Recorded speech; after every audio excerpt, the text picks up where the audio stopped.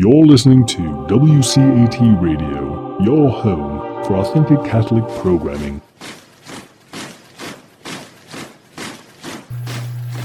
Hello, Jesus Seekers.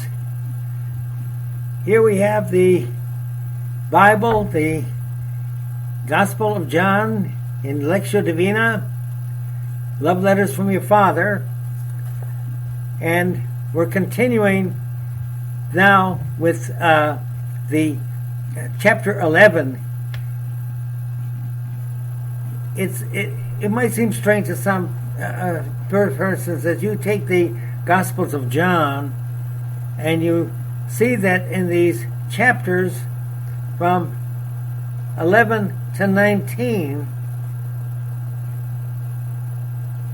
what is significant about it is that where John makes everything brief and he synthesizes everything before here, in this part of the Bible and of his gospel, he spreads it out and he gives all the details of the time limit. Timeline is very short. It's only about 2 weeks in the end of Jesus' life. And he spends all this time in all these chapters to give every detail of what happened in those 9 chapters. In those 2 weeks, about 2 weeks. That's all. Because at this time, Jesus has been threatened, he's been shunned, a warrant is out for his arrest. The people have been told, of all the previous people in Jerusalem and all from his miracles and all that, the crowds that followed him and all, that they're going to be shunned. They're cast out of the synagogue. He's not welcome there. Jesus is not welcome. His 12 are not welcome. And they were ready to stone him. And this wasn't just a minor thing. He had to go out to Jericho with his apostles. And there he worked things in a sense of what was there at the very beginning. He reproduced what John the Baptist had done, calling people to repentance, having his apostles baptizing them in the Jordan, and they were feeling safe and comfortable. This is a very important point. And meantime, things began to happen. He was called to come and save Lazarus from death. He did not go. But now is the moment when they repeat coming to him. They repeat, Martha and Mary are not only sending out messengers, but they're about to, and he knows, they're about to come out personally to him, to urge him to come back and tell him the very sad news. The sad news is Lazarus is dead. Lazarus is being buried. It'll be too late for you to come now. And this is the very moment in which Jesus begins to out himself, where he shows himself completely fearless. The time has come. Before, he used to say to escape from the Pharisees and the elders and not allow anyone to kill him, and he goes through them at the time of Nazareth, where he just disappears. Times that he left the temple, the colonnade, and they couldn't find him. But now he is preparing for the final moments. He is not going to hide anymore. He was cast out. Now, when everyone felt the apostles felt that they were safe, he decides to return to Bethlehem. To Bethany, Jerusalem and Bethany. And he already decides, and he tells his apostles that the time has come now that our work here in Jericho is to be terminated, and we will go to Bethany. They're calling for me, and I know that Lazarus needs me now. And they say, why? He needs you. He says, well, Lazarus is sleeping. And finally he said, well, he's using a metaphor. He's saying that I have to go and wake him up. He doesn't tell them the extent of what he has to do to open the door for his ultimate demise. So we often think about that the time he prepared to die was at Gethsemane after the Last Supper. But this is long before, and he says it himself, and we will come to that at the house of Lazarus, that he's being prepared for death. He knows it's coming. He's not going to shirk anymore. He's not going to hold back. He is going to progressively, in the next few days, move towards his own death, and we say the hour of truce. So look at what happens here in these 2 weeks. He goes back to Bethany. He raises Lazarus from the dead. It's witnessed by people, not only the people from Jerusalem, the Jews that know Lazarus so well, but even the diaspora, because they're all crowding in now for the high holy days. And there's a time of thanksgiving, and Jesus declares about his being prepared for death. Then there's a great, glorious opening of Palm Sunday. A Palm Sunday when the crowds begin to really declare him and openly declare him to be Messiah, to be the Son of David. And after that, and with that, the enemies of Jesus, the coalition of those that wanted to get rid of him in these past 3 years, finally decide there is to be no more delay. We're going to get rid of him. And so Jesus then prepares for death with the apostles. He gives his legacy, and then he endures the warrant being fulfilled, being arrested, then being tried in 4 fake trials, and crucified. All this takes place within 2 weeks. And this is how Jesus foresees it. Others do not. They see this one circumstance after another, and are not sure about it. And the first ones who are not sure about it are his apostles, his yeshiva. No, let's not go.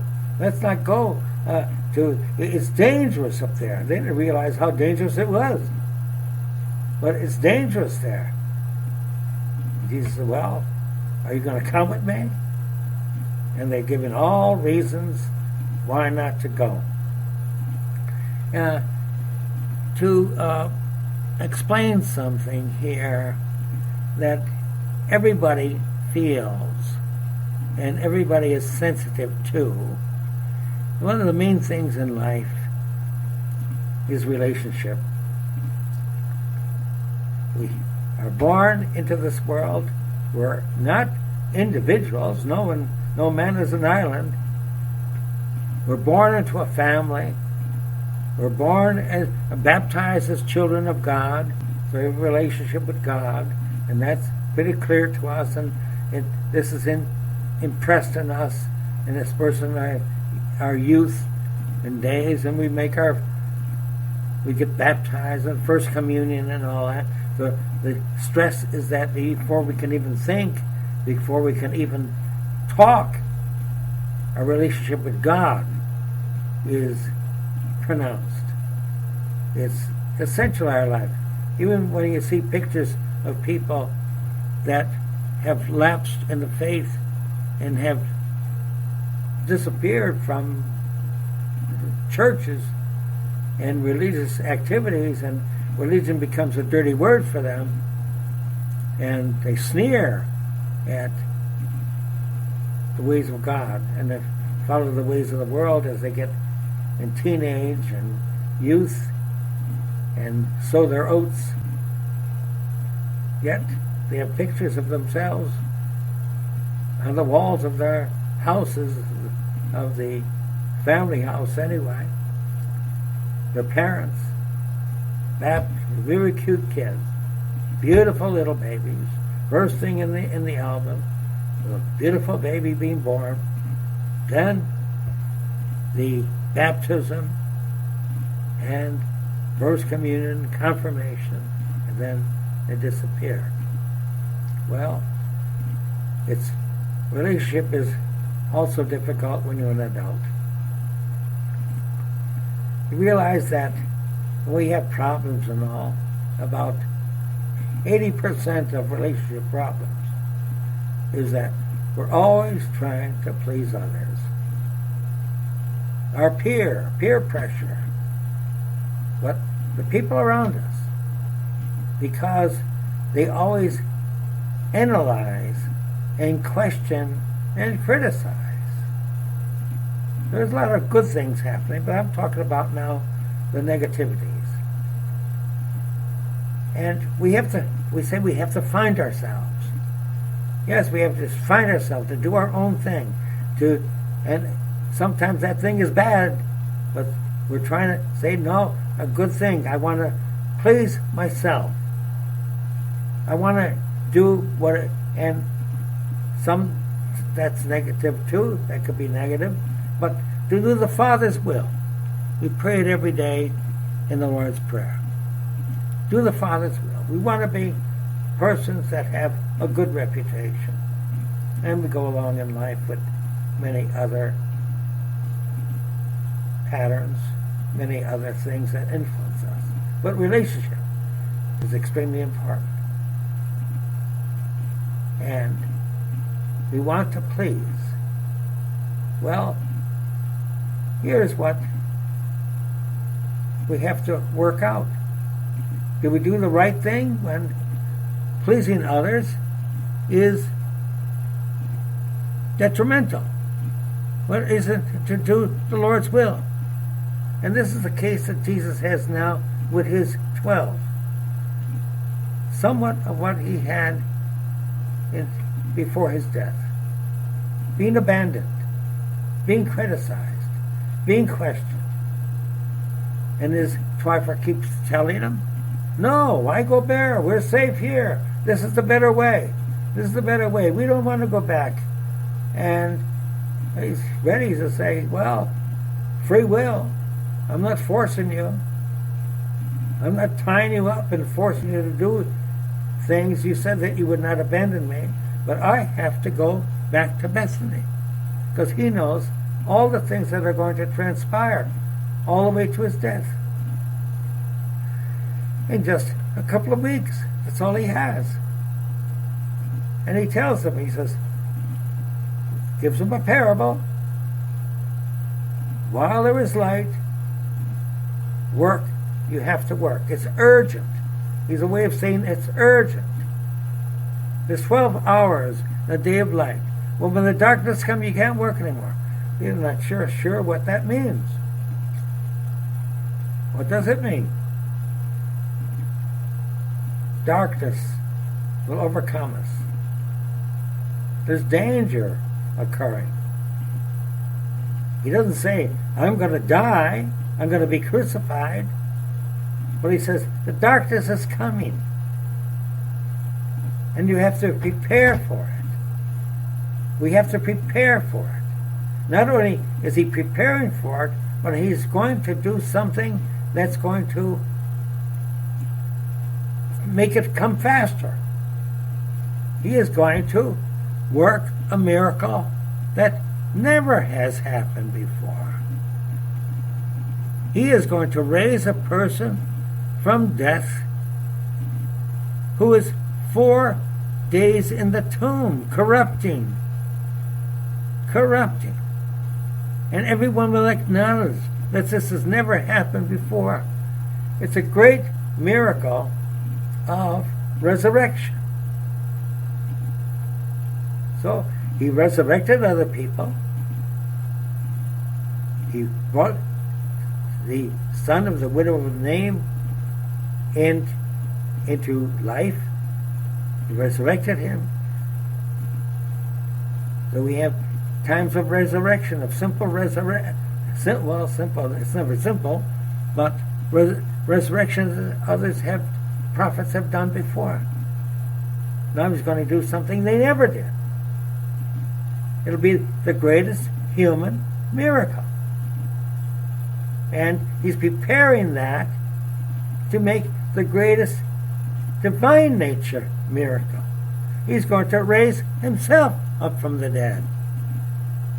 He's going to go into such a terrible death that no one can be convinced that he's not dead. And he's going to leave an empty tomb. He's going to resurrect.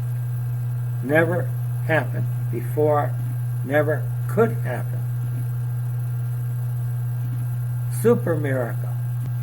And then he's going to prepare his apostles with the Holy Spirit to even do something more wonderful. He is going to fulfill the promise and the prediction of this son of David to bring the whole world out of darkness and death culture. And he's going to do that to the end of time. Continue. We're in it now. We're in it now. There's darkness around us in the culture of death.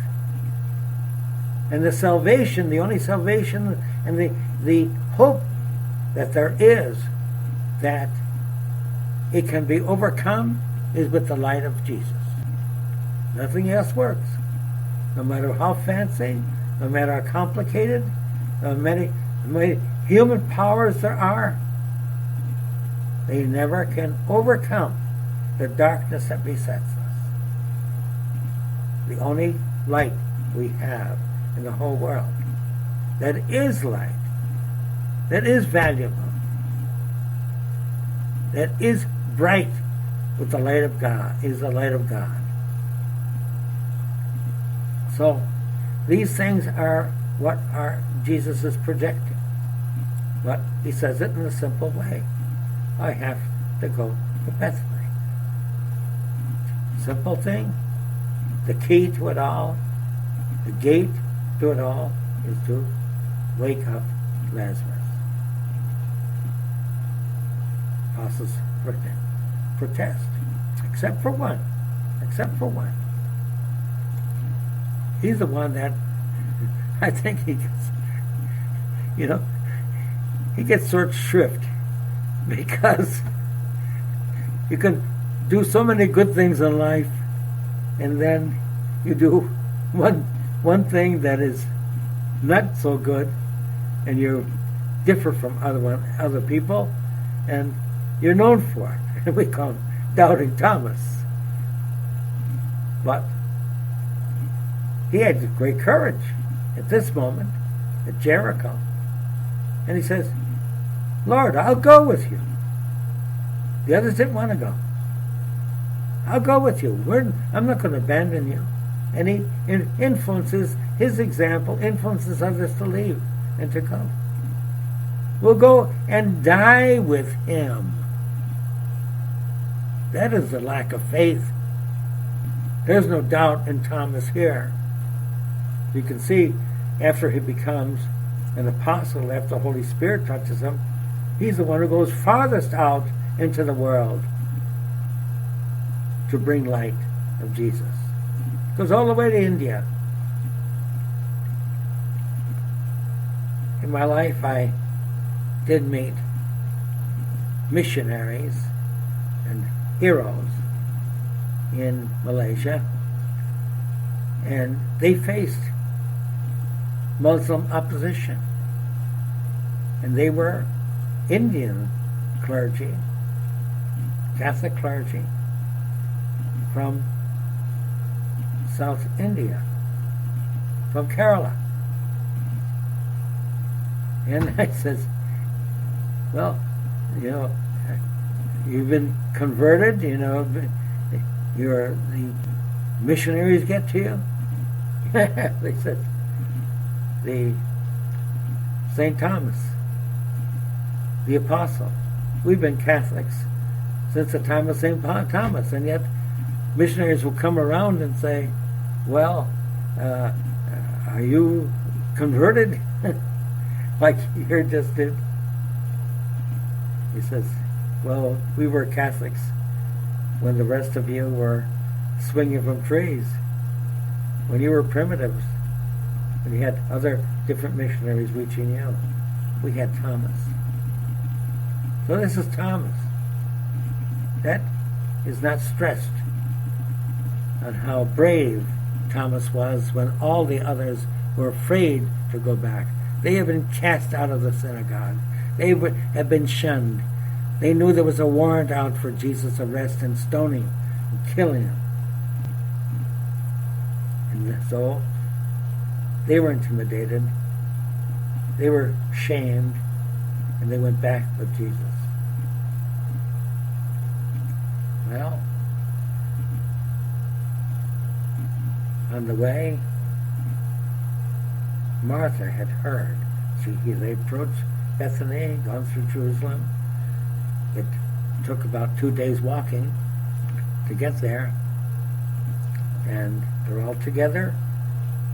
They're disturbed. Don't know what this darkness is going to be. Jesus is not telling them what to be ahead. And he has to prepare them and make them strong and show how he is brave, how the master, if you go away from the master, your weakness is terribly weak. It's disastrous. Even when you think you're close to him and you're not really with him, it's disastrous. So they go back. And as they go back, they meet Martha on the way. Where was she? She heard he was coming. She's anxious about it. And she's anxious about many things. But she's anxious about that. They're doing Kaddish, the prayers of the dead for Lazarus. They buried him. She was the head of the household here. She had to prepare his funeral and have him wrapped up and doing all the preparations, the final preparation for him. Wrap him up in the linens like a mummy and have him buried. And she's anxious that Jesus has not answered her request. And then she hears that he's coming. He says, lookouts on the road. Look out for him if he does come. She just couldn't believe he wouldn't come. But he comes and she runs out there. And what does she do? First thing she does, she greets him. Says, how wonderful it is to see him. Yes. And then the first thing after that, she berates him. Lord, in a nice way. She's a pretty nice way, though. Lord, if you had come, my brother would not have died. The wonderful son that you considered like a son to you, the son of Simon. He came, and he's dead now. It's too late. It's too late. And Jesus has to remind her of her faith, of her belief. Martha, your son, your brother will live. My dear son that I considered so close to me, like I'm his father, the father that was deceased. And he sobs. Everyone knows how much he loved Lazarus. But he says, yes, humanly, he's gone. But he'll rise again. Yes, he'll rise again. She understands on the last day. Yes, I know that. I know that. You're not telling me anything. No, Martha, he will rise before your eyes. He will resurrect. Yes, Lord, I believe he will resurrect. He hasn't got it yet. I am the resurrection and the life. He who believes in me will never really die. I will raise him up. Not so sure what she's hearing. Then word is being passed on by the servants back to Mary. Mary's Kaddish with the praying, with a whole crowd of people who are mourning for Lazarus, relatives, friends, all those even professional mourners who have to cry out and all that. And she hears, she's notified that Jesus saw Martha. And she runs out. And she runs out there to Jesus. And sobbing and crying and brokenhearted, like she would at the tomb of Jesus later. Brokenhearted. Yes, Lord. And the same thing to her. And he consoles her. Let's go and see where they have laid him. Now they all hurry. The 12 hurry. The crowd that came out following Mary are returning with Mary and Jesus in a fast procession. Let's go and find out where he's buried. It's very important to see this point of Lazarus. It opens up this return of Jesus that's going to end in his own death. It's brave now. Everyone's brave. There's no direct confrontation. There's no soldiers coming out to get them. So it's going to be a peaceful moment. But you see, Lazarus is the key to this final consummation. You say the key to the gate. Like Gethsemane was the final opening of the gate of Jesus being arrested. Here, the gate is being opened, but the people to arrest him are not there. Something else is going to happen meanwhile. It's going to be a time of glorification. Glorification, but Jesus knows the beginning of the end. It's the beginning of the end. The first step on the journey of the 2 weeks. And what is he going to do? What does the key open up to? What Jesus had asked for 3 years from the elders, from the priests, right to the high priest, what they threatened him with and had in their mind to get rid of him from the time that he cast out the thieves and the commercialism of the temple. They never forgot it. But now it was going to be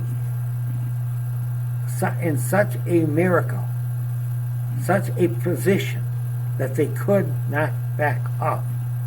They would have to make a final and a complete investigation of his identity. That's what Jesus is doing. He's forcing them to say whether or not they believe in his claim. He'll be saying it openly. And they must investigate. And not only that, there will be more investigation after investigation. There will be 4 fake trials. They're not going to ignore Jesus. They're not going to question just the people that have been restored. The blind men, the ones who were come up from the dead. It's a funny thing. They're even going to practically try to indict Lazarus. But that comes now. They go to the tomb. All the people, Martha and Mary, Jesus and his 12, he's giving them the object lesson. They don't see danger now, but he has to prepare them. It's a long preparation. It's like when parents are telling us, well, it's a hard life out there. It's a real world. Yes. And sometimes the real world is a tragic world. A tragic world. We prepare for it as we would have to prepare now in our lifetime for the time of our own death. Yes. We have to say, not just say, well, my friends are all dying. That person is gone. And we will pray for them. But the time comes when the finger is pointed on us. And when that finger is pointed on us, it becomes closer and closer. We can ignore it. We can forget relationship and say, well, let's take care of ourselves, be selfish, and take care of ourselves. Not worry about what we leave behind. And we're going to see that Jesus leaves us this legacy. Legacy of don't be afraid to go into the lion's den. Even though he knows he is not going to be liberated from it within 2 weeks. Within 2 weeks.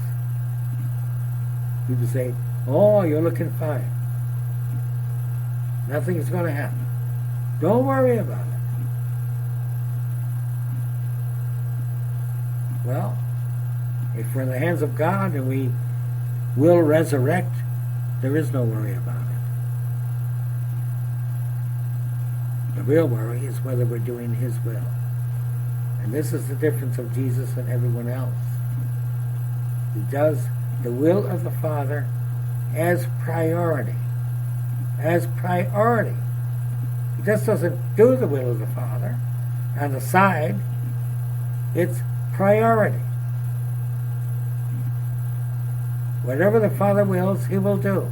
And now the Father wills that He works the miracle that is going to open the door within 2 weeks to His own death.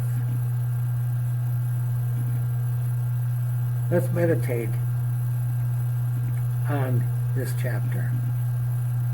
Say, Lord, You answer prayers. You fulfill Your word at all times. And we need You. We think we need You. We think we're asking for some relief. We think we're asking for some need. But the real need is that we need You. Do Your will above all things as priority. And that's following the Word and the model of Jesus. WCATradio.com has a show for every interest: apologetics, theology, moral living, and more. Know Your Faith. Please look up my show, Know Your Faith, by logging into WCATradio.com. Then click on Fridays, and that's where you'll find me. Know Your Faith, a show hosted by me, Robert Madrigal, and we'll see you at the show. For listening to a production of WCAT Radio. Please join us in our mission of evangelization. And don't forget, love lifts up when knowledge takes flight.